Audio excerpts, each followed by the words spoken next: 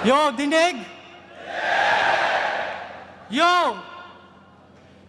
Tipsy D versus Ginoo sa aking kanan. Magpakilala ka!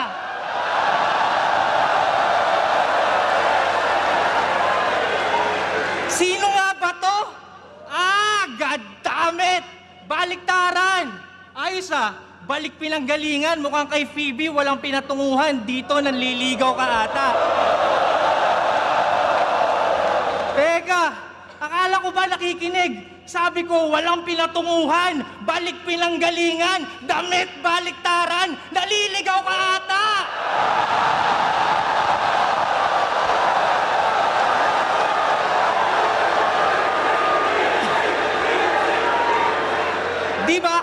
Di ba taga doon ka sa may liga na pag nag-host ay pahinto-hinto? Oh, anong pakiramdam na ma-introduce ka ng hindi sinto-sinto?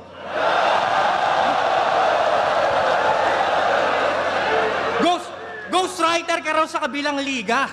Ikaw daw sumulat ng badoy nyo na intro. Noong una, di ako naniniwala na makakaya mong gawin.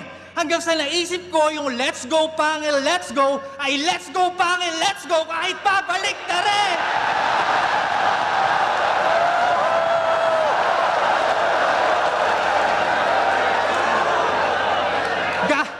Gago, wag mo akong babalik na rin.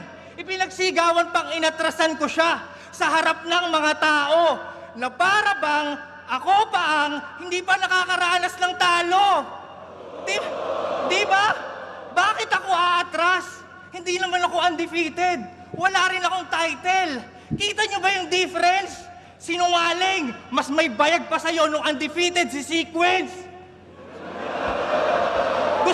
Gusto mo pala akong makalaban? Bakit di mo ko hinarap nung quarantine?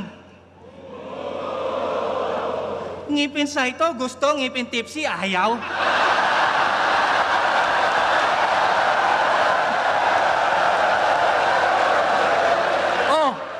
Di na po ko sa kasinungalingan.